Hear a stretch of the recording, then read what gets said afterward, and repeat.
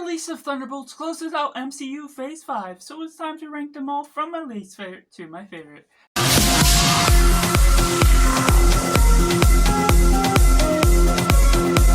And welcome to Cinema, where we focus on the film. I'm Joss, this is Simply Cinema. Let me know down in the comments below how you would rank the MCU Phase 5. We all have various takes, so make sure to be respectful in the comments, but I love to share what you have to defend your own takes. In last place, we have Deadpool and Wolverine. I know this may be a controversial take, but while there is good that I can acknowledge, the setup to Fox and Marvel, what they're doing, combining the two things,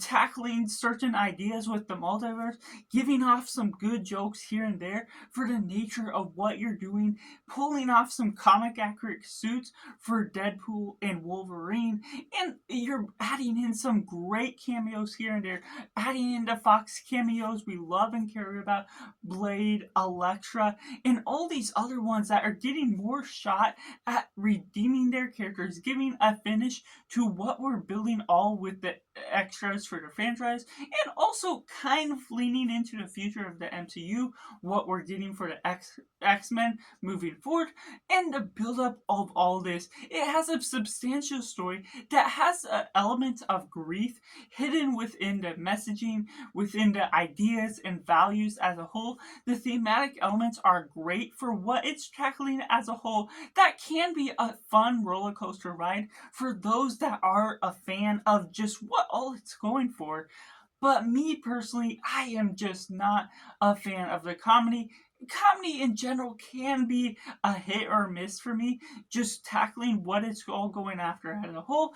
and basically the way it tackles comedy within the themes of grief just undermines those themes, and unfortunately it becomes a thematic mess to where I enjoy the idea in retrospect of what it's going after, but ultimately the comedy just is a miss after miss, feeling like things are just undercutting its own edge with the nature of its plots, what it has going forward. I love the appeal of what things are going after, but the color scheme, the grayness of the film, and everything that ultimately builds up to the goes to the end of the film just does nothing to the substantial elements that really Ryan Reynolds plays off his character well, that I love the previous Deadpool films for, but with the comedy with this, it feels like it's trying to be a bit too extra, which is a big miss for me. And at number 5, we have the Marvels. Now, this isn't a substantial step up by any means. It still undercuts. You see all of the parts where it may have been reworked. They were trying for too many ideas. And going into it, I am a fan of each of these Marvel characters, Monica Rambeau, Miss Marvel, and Captain Marvel herself, who in their own means have these different character types that are great on their own, and meshing them together, there could be a great story that integrates the diversity of their characters and character types, and just the love for each character does draw me into this film a little bit more. There is fun fights, there's elements that can be substantial, and integrating all these different ideas, but sometimes there's too much ideas that get left out to the drawing board that just don't provide enough of the screen time for filling out what is the development of these characters, the development of this team, and the development of the villain, which becomes lackluster, forgettable. Unfortunately, she has a motivation for her role, but just does not provide enough to be remembered by. It feels just thrown out there, has a lot of fun, but unfortunately, it sacrifices a lot of character depth, a focus on how we're getting from point A to point B, and just going about the will to know what the story is also ultimately tackling as a whole is something that just feels unfulfilling once you get through all the mess. That while I am a sci-fi fan, I am a fan of these characters, and they do deliver in certain parts for the parts they're given. Unfortunately, just the script itself feels underdeveloped. Which goes into number 4. We have Ant-Man and the Wasp: Quantumania. Now there is an idea I love about what all this tackles going into your king fights that can really deliver. It's CGI filled with, which I'm not too bothered by. It's fulfilled enough and finished off enough that with all that they fill it with, it looks really appealing in some idea, but at the same time, it just feels like it sacrifices some good filmmaking, some good natural set design, that you're really not always finishing the lighting well with the retrospect of the characters, how they play a part, and well, we're getting all of these side characters with Hank and his family, Wasp, and we're getting good father and daughter moments with Hope and Hank Pym, and also Scott Lang and Cassie. Just those different things, again, goes upon too many ideas that you're struggling to focus on a development of the plot that goes from point A to point B, and the buildup of certain character relationships. What we're getting, because of the main problem is the story, is because Janet Lang didn't reveal anything about the quantum realm, which to some understanding is understandable with the trauma she could have faced within the quantum realm, but we don't get enough development from that to when she does reveal there's any sort of grief or breakdown of emotions that she's really going through, and the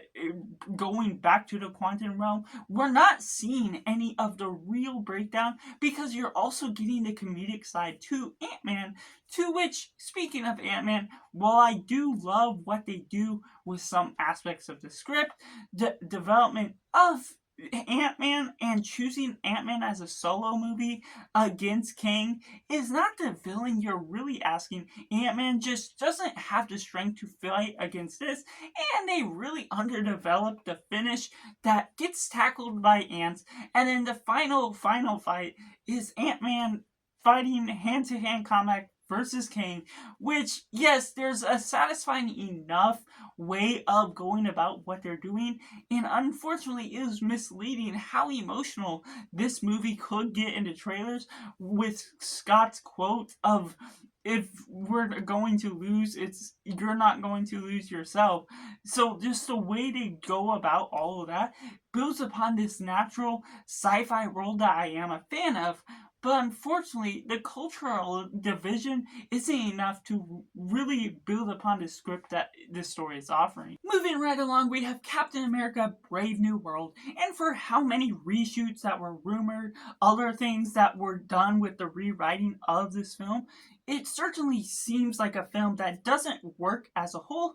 and you see some of the obvious flaws to what all the mix of ideas can throw some of the elements off, the tonal shifts or other things here and there, what you're working in with the dialogue or the amount of ideas that it's tackling. But it was a good amount of fun, and I even went in, gave it another rewatch. It still lived up to my expectations to what this film was really all going in for. And while I have been skeptical of a lot of MCU films, based on the past history in Phase 4, Phase 5, certain things get me less excited for the MCU films going forward as a whole, but ultimately this one actually kind of gave off the energy, gave off the vibes, and while we're getting a different sort of Captain America that doesn't fill in the proper shoes of a good storyline, Anthony Mackie does do good. We're getting Harrison Ford as Thunderbolt Ross and Red Hulk, which unfortunately was a little bit teased way too much in the trailer, but the build up to the reveal was still satisfying enough. The elements of political intrigue did get me invested. The different bits of action along the way had some good filmmaking. Julius Ona was a satisfying enough director, especially with some of his other films that I'm just not as big of a fan of. But the nature of the plot, the build up of certain elements, there may be too many ideas, it may be a little too overstuffed, but at the same time, all of the different elements did have something that sufficed for the nature of what I was expecting out of it, and the delivery of rewatching this film even gave me enough that really worked upon the nature of what you're really asking for this film as a whole. Unfortunately, it can't really compare to some of the greater Captain America films, Winter Soldier,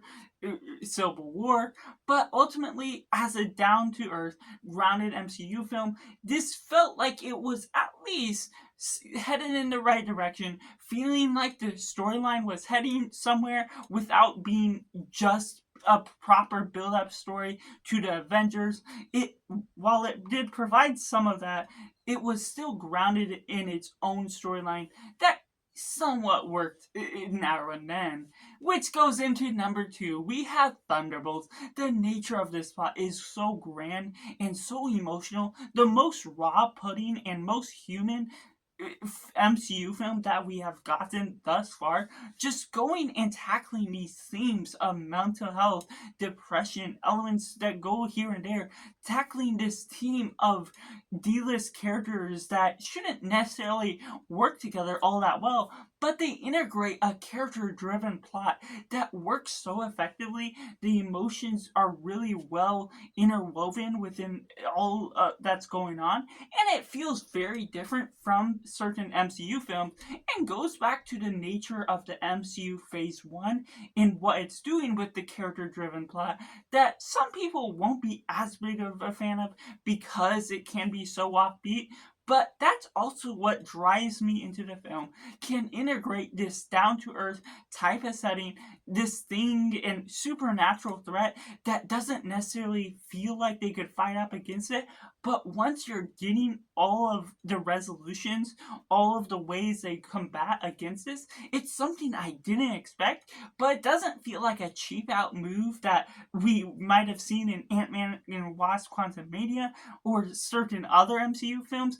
For such a strong villain, the way they integrate it, it certainly can have some minor contrivances to how the plot is moved forward, things that kind of go out of nowhere for the nature of what you're elementing within the plot, the things and setups, but it's a proper three-act structure that really divides your attention into the nature of how it's developing its characters, how it's developing its story as a whole, and still putting grounds to also building upon the MCU,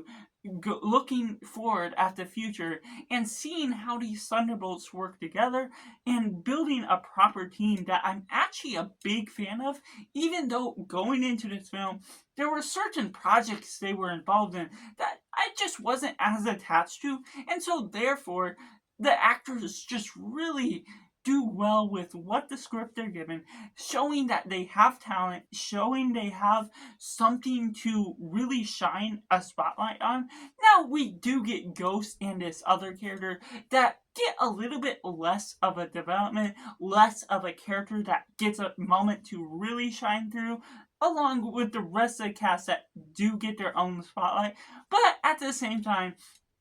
what it needs to cover, it manages to cover for the most part. And so therefore, that's what it really drives home, manages to get me into it and understand what the emotional depth and subject of mental health is all portraying within what this film holds. Which takes me into number one, MCU 5. We got Guardians of the Galaxy Volume 3. Certainly another